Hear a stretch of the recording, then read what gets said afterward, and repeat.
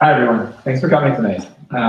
It's my first time in Toronto other than flight delays, so I'm really excited about this. And I'm from Boston, which we consider the north, but anytime I come north to Canada, I'm like, I feel like a Stark meeting a free folk. I'm like, oh, that's cute, you think winter's bad, all that. So I'm really excited to be exploring this week around here and sharing the Civic Tech Field Guide with you. This is the Civic Tech Field Guide. Can you raise your hand if you've actually heard of it or been to this website? Okay, that's helpful, thank you. So I'll explain it a little bit before jumping into the timeline because that's helpful context maybe. So my name is Matt Stempeck. I work with Mika Sifri at Civic Hall in New York. There's also a Civic Hall Toronto, which you may have been to. And this project, the timeline, is a project with Aliyah Bhatia, formerly of Toronto. Does anyone know Aliyah? She says hi, and she misses you. And Sruti Madhukirti, both in New York now. To Matt, 25 years of this field that we call Civic Tech. And our definition is similarly fuzzy and broad of what Civic Tech is, so don't worry about that. But this is what 25 years of the field looks like, depending how you define it. I'll get into caveats. This is our data. It's totally incomplete. At the same time, it's the most comprehensive data set that we have about this field. So we started in 1994, because that's when browsers started and e-democracy started becoming a thing people were working on and coalescing. There are projects before that, like the Appropriate Technology Movement. There's definitely examples before that. This is just where we start to get what we consider critical mass. And we go all the way up through our data in 2018, but we're still tracking, collecting all of this. All of this data comes from the Civic Tech Field Guide. It's available online at civictech.guide. There's a .guide domain. I think we might be the only one using it. I hope they don't shut it down. You can reach us at Civic Tech Guide on Twitter and Instagram. On Instagram, it's just Civic Tech stickers that we collect, so feel free to add yours. And info at civictech.guide for if you want to add projects, invite us to events. We maintain calendars for conferences and funding opportunities, fellowship opportunities in Civic Tech. And our goal is really to help people find the others. We take the Kurt Vonnegut quote about cultivating the karass pretty seriously. We want to help people find each other, to collaborate, to prevent duplication maybe, help funders understand how the space is growing over time. So there's a global collection. It started as a crowdsourced Google spreadsheet, and after a couple of years, graduated to a real live website on WordPress. All the data is openly available. The code is open to the extent that WordPress is. We tried to be too cheap to fail. We wanted to use a lot of off-the-shelf kind of WordPress plugins rather than do some big launch and then not be able to afford it 2 years later and shut it down, because we saw that happen with some other Civic Tech catalogs in the past. So why make a timeline of the field? We think it's important to learn where we're going and where we've been in Civic Tech, and also anyone from nonprofits or other fields with limited resources, we want to understand our impact better and our lack of impact better.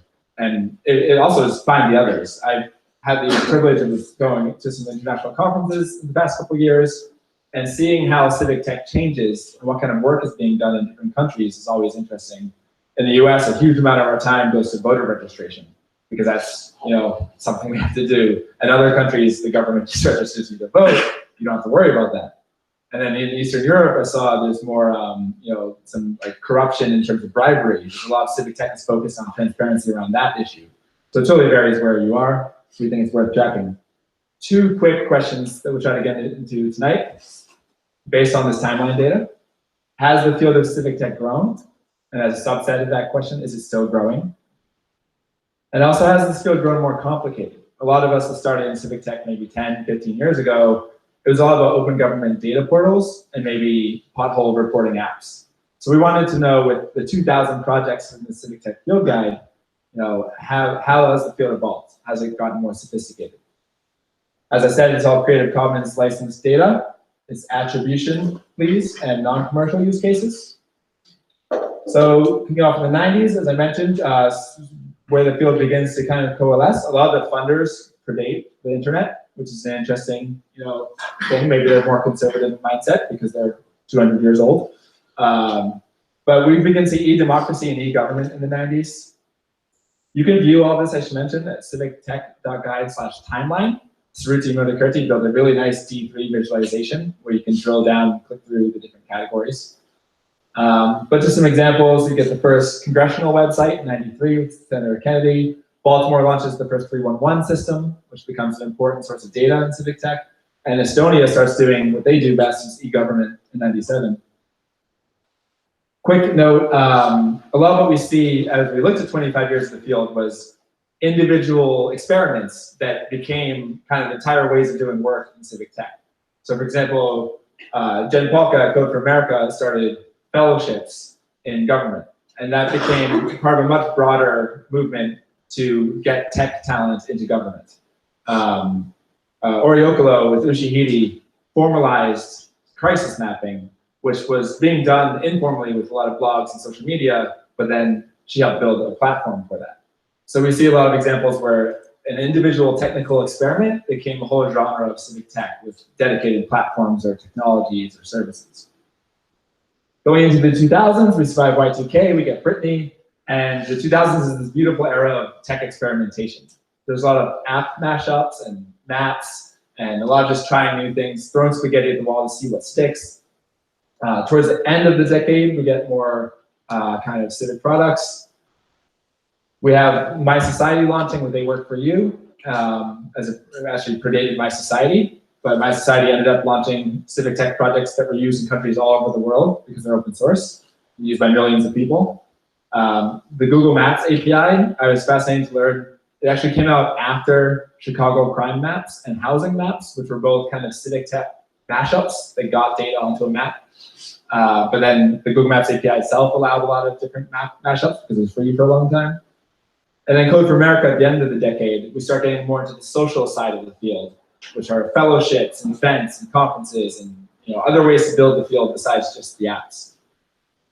So in the 2010s, which somehow is still this decade, it feels like a long time ago, 2010, we get a name for the field. The Knight Foundation report in 2013 comes out. It's sort of a seminal moment of naming this space that we all do this work in. Civic Hall and a political launch. The field becomes more self-referential.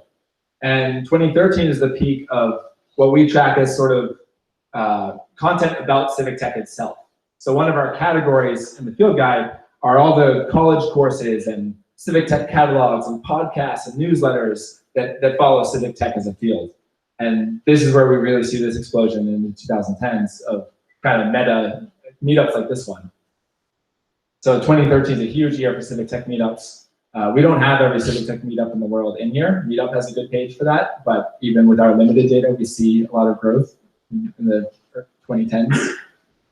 And then we broadly defined our data set between tech, which are products, data, services, and social, which are the human side of the field in terms of conferences and events, and meetups like this one, funders.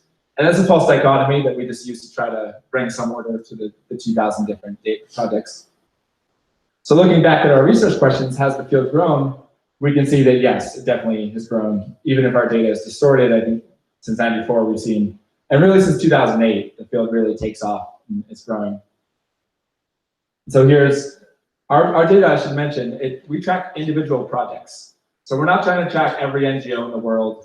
There's lots of existing things like Charity Navigator that do that. We're interested in civic tech project launches. So if you build an SMS app that helps people get food services from the government, we track that as an individual launch, whereas your nonprofit might have launched 20 years before that, right? So this is the absolute number of project launches. It does peak in terms of 2018, 2017, we are seeing fewer project launches, and that might be our data not being complete. That might also be that people are experimenting less. There's been a lot of social networks for politics that haven't worked. So maybe people are trying fewer things and learning more from the past, optimistically. But 2016 was our peak of launches. There's still lots of new launches all the time. So yes, the field's grown, but we are seeing fewer launches after 2014. And maybe in the next couple of years, we'll find more in 2018, so maybe that number is incorrect.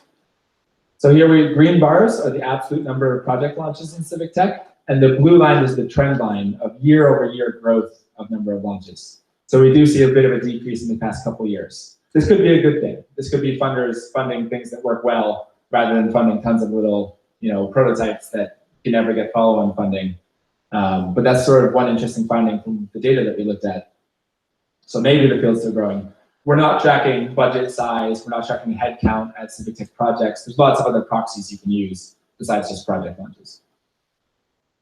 And this is my favorite question, is has the field grown more complicated, more sophisticated than where we all started out, where a lot of it was just about open government data?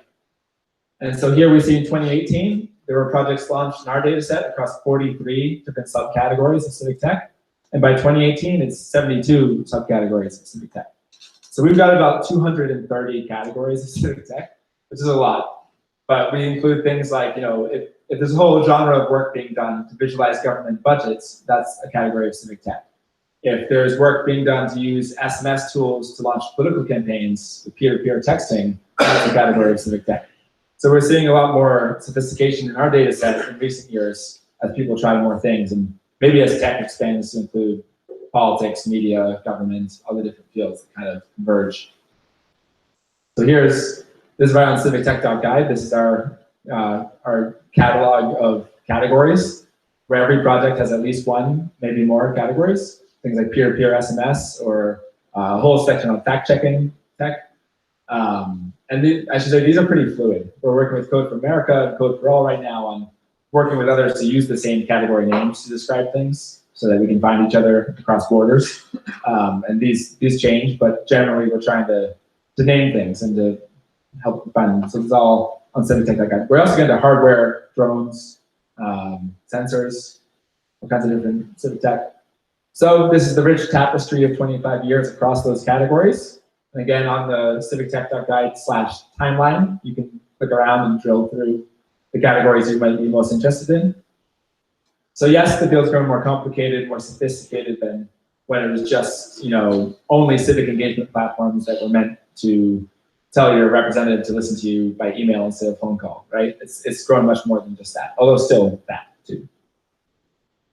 And lastly, just looking forward, we're seeing a lot more high tech. As high tech gets cheaper, we're seeing more blockchain, virtual reality, sensors, projects, AI, where we need to define it a little better in recent years. So we'll see where that goes. And then future directions for this research, there's definitely caveats with our data where we just track launches. We're not tracking when things end. Or we do track, we have a graveyard of Civic Tech, but that's got about 75 entries. It's not that comprehensive. So we'd love to see longevity of efforts in Civic Tech. And then we're also interested in who founds Civic Tech. We're interested in founder diversity. We know that, especially in the US, it's very hard if you don't look like me, a white male, to get venture capital funding. So we're interested in Civic Tech, by racial and gender diversity, who gets to start Civic Tech projects and who doesn't. So this is the website, as I mentioned, like 9 times by now. It's all crowdsourced, so you can add projects right from the website. And we're also recruiting curators for different cities, countries, categories. So if you know a topic or a place really well, we'd love to work with you to kind of create a special page for that place. And that's all, and I'd love to chat more about it right now. Thanks.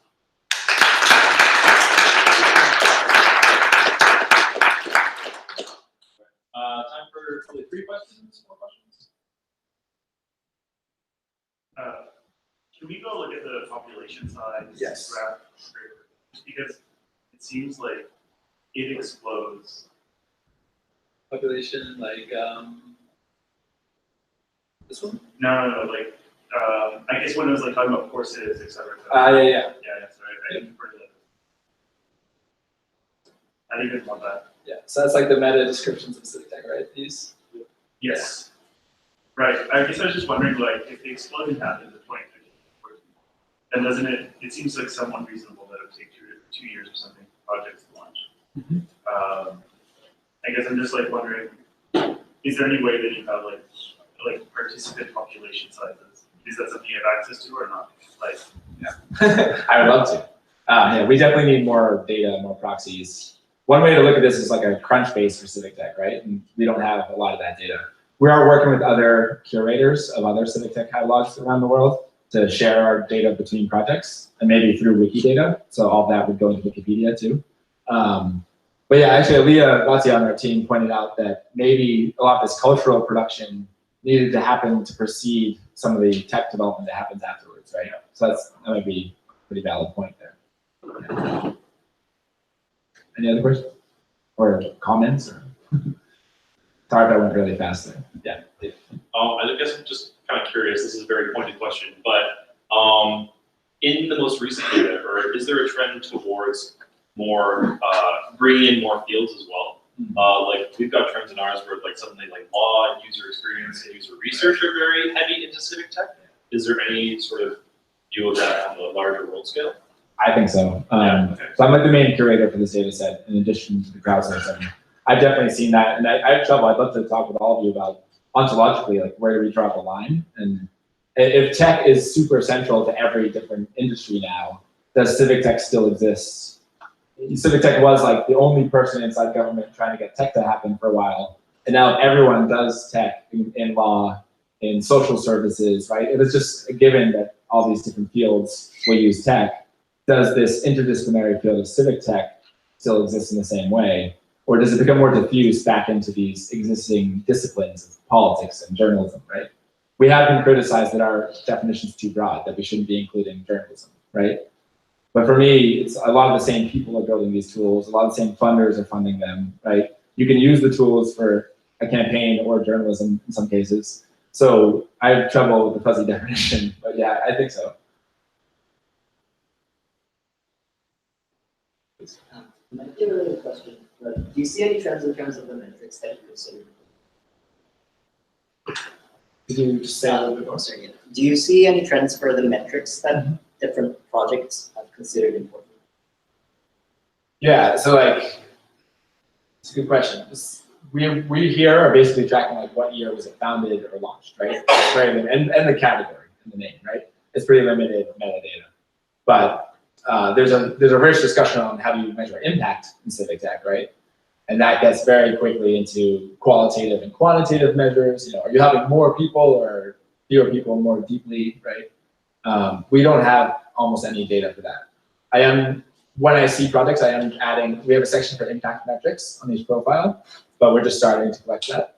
One reason I collect that information is I think we are having more impact than your cynic, like a lot of cynical people's would just say, like overnight, you know, some projects, like the big successes in civic tech have reached millions and millions of people, especially when they get government adoption of something that started outside government. But I think we're we're limited by the data. We don't have that much data. That's a good question.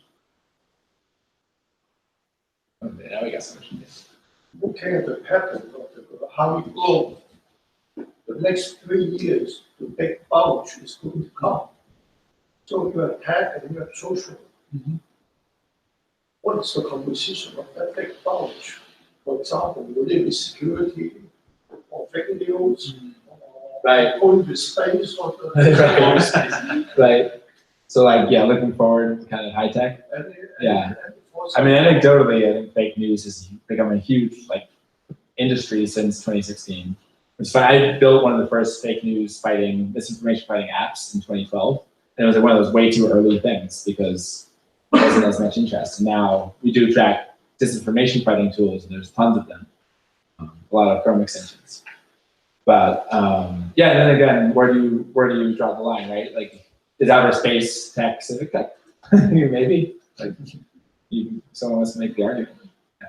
I don't know. There's some, yeah. What do you think is the future of civic tech? Where do you think that civic tech is going? Thank you. That's one of my favorite. No, so I was kind of alluding to that a little bit with, you know, if tech is central to every discipline, does civic tech become more diffuse, right? Like, I think a lot of civic tech started with, we're the only people doing this, let's get together and do it inside or outside of government, right? And now it might be like, of course we're doing this everywhere. So I hope we don't lose the interdisciplinary and kind of peer networks that have started to help people do this. It's nice that if institutions do support, so short answer, I think institutions will support tech more. I think it's just, they've had a couple decades to catch up and they see it's more necessary to do this. It's not a passing fad. But I do think it'd be great to keep a little bit of this interdisciplinary and like cross-border collaboration that's happened in civic tech. You know, even if your home institution, your employer is supporting using tech. Does that make sense? Not sort of, it's good. What? Yeah, so I don't know, you were nodding, so. Yeah, I don't know, that's a tough one. Yeah, I think the field has grown and grown more sophisticated. There's definitely more funding and like bigger success stories. I was at Code for America Summit the other day, and the state of California is adopting some of their tools that they built, sort of prototype outside of government, and now the state of California is going to use them in the 5th largest economy in the world for the whole state. I'm like, Which ones? the two they're focused on. So Get Cal Fresh, which is about social benefits, and then Clear My Record, which is about it's basically easy to clear your criminal record in California, but you have to know that you can do that. And so we built an app to make it easy. And the government was like, oh yeah, let's actually help tens of thousands of people, if not more, who have a marijuana conviction, and now marijuana is legal. Maybe we should help them not have a felony on their record. So I think it's just exciting that it's limited number of products, but the scale of the whole state using it for something that started outside of government is pretty cool. So I think it's grown, much more sophisticated, much more officially supported than it used to be. But yeah, it's just like, I think that question is like, where is tech going generally, right? If it's central to absolutely everything, then do we need, like, how would we, for example, even track across everything if everything's using it, right? It's just everything. Like with legal tech, right? You don't have geographic data, right?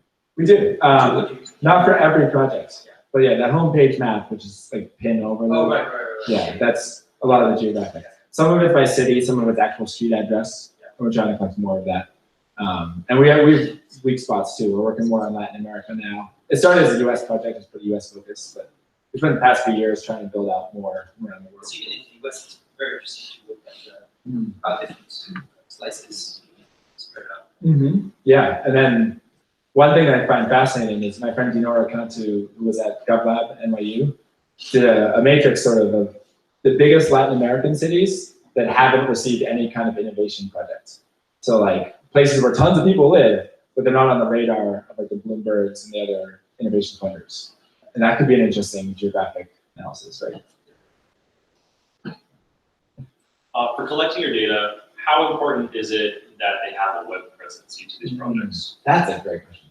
That's like one of our only required fields. It's like website and what does it do? But maybe we should think beyond that. Maybe like, are you thinking of paper prototypes? Or? I was just wondering with the data. Yeah. Because sometimes it's like when you first start a project, there's always that thought of like, how fast and how urgently do I need to Right. You I know, mean, actually we take appreciate app store links. If there's a link basically referencing it somewhere, kind of like Wikipedia, but even lower barrier. Yeah, we should think about that. I do see a lot of like new prototypes being mentioned and like try to follow them, to keep an eye out for when they do have a website.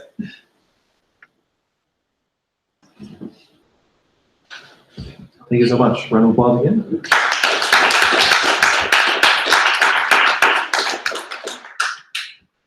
All right, we're gonna get back to our presentation slides. And the next step